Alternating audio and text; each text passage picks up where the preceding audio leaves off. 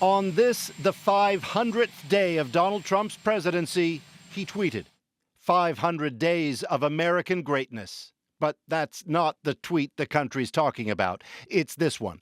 I have the absolute right to pardon myself, he wrote this morning.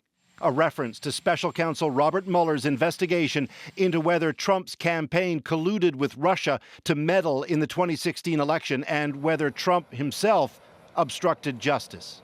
Asked about the self-protecting tweet, said Trump's press secretary today, thankfully, the president hasn't done anything wrong and wouldn't have any need for a pardon. Well, I'm not a crook. Famously, Richard Nixon was pardoned, but by proxy. After Nixon quit, his successor did the deed.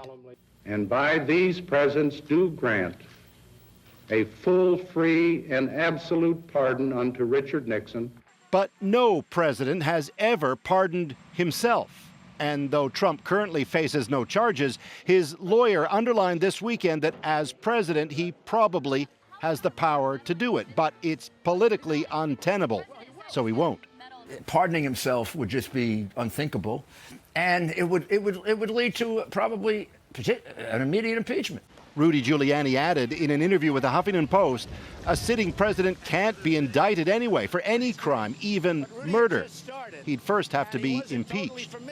On her way to the West Wing this morning, reporters pressed Trump advisor Kellyanne Conway. Why does the president think he's above the law, Kellyanne? Excuse me? Why Did he say that? Why does the president think he's above the law? Well, why would he need to pardon himself when he's done nothing wrong? But he said he You just like to engage in these hypothetical exercises constantly. That same question, is he above the law, was put to Sarah Sanders today as well. No, he's not, she said.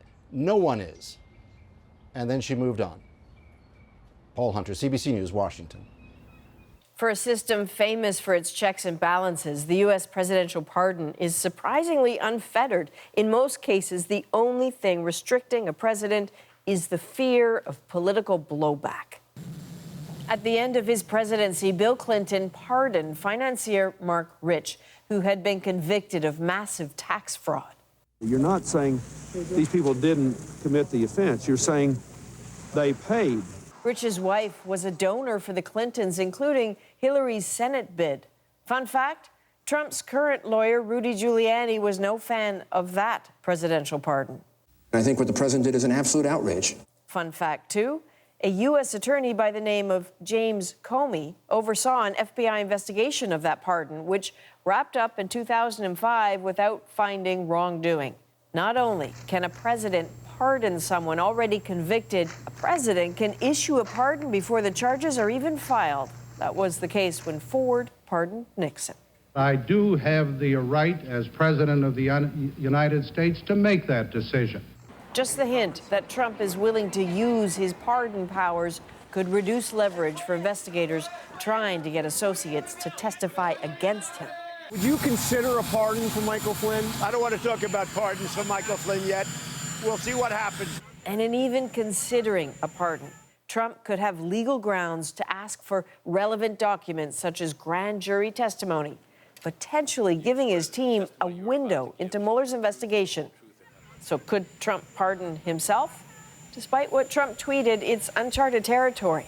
A Justice Department opinion from 1974 suggests he can't, but could still declare himself temporarily unfit for office and then get the vice president to do it for him.